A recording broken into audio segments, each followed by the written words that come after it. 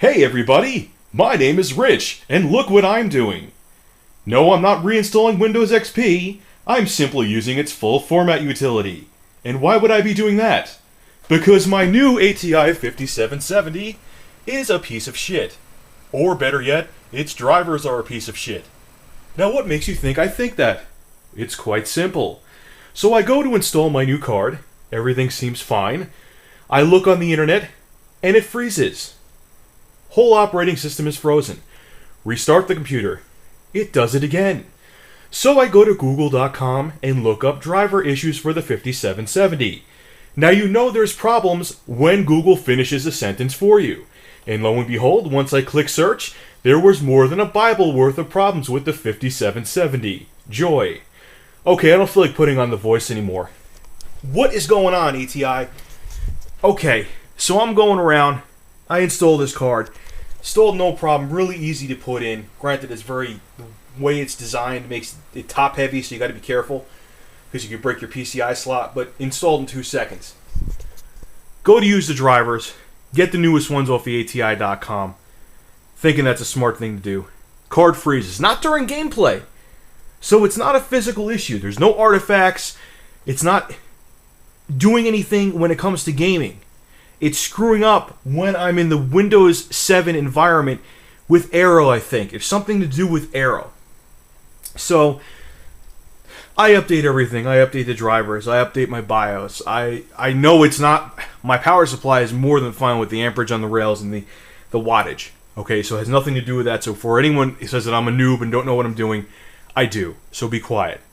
So I go to ATI, I get on the phone with someone from them, they have me send out this whole list of reports, which I did, and thing's still freezing. Thing is still freezing.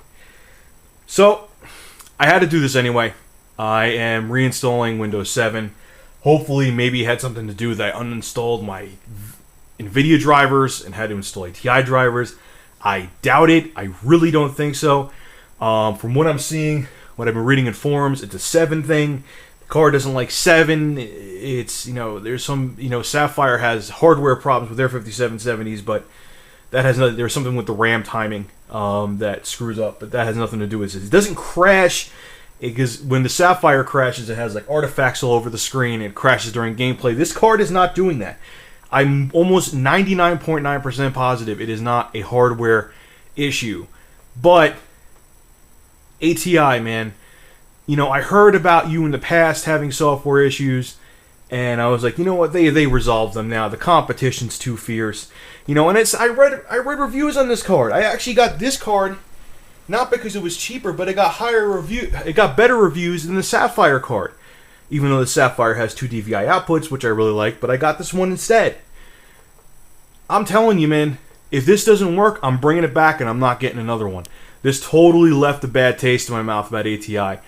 And as of now, even if this works, I don't recommend this card. Because most people are going to go up to Windows 7 now. Windows 7 is the future in terms of gaming. And this is what's going to happen. Why do you release a product when the drivers are not stable? Can someone explain that to me? And I'm not sitting here messing with this thing. Even if there is nothing wrong with the card, I'm not messing with it. I'm not going to sit there when I'm editing video. Most of the stuff I do in this computer's work, I don't even game on it that much. Come on. What am I going to do? Sit there every time the friggin' thing freezes, restart my computer when I'm in the middle of a project?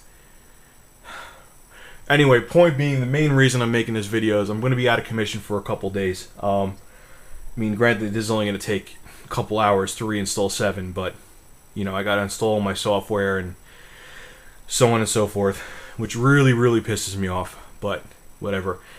This is why I don't care what anybody says, okay? I don't care how much of a fanboy you are. This is why PC gaming will never be number 1, because no one's gonna deal with this shit, period. End of discussion. And I don't care how much you love PC gaming, you know it. You know what happens here? No matter how dated these 2 consoles are, I put the disc in, and they work. Well, unless it gets the red ring of death. But they work, and I've never gotten that. Talk to you later.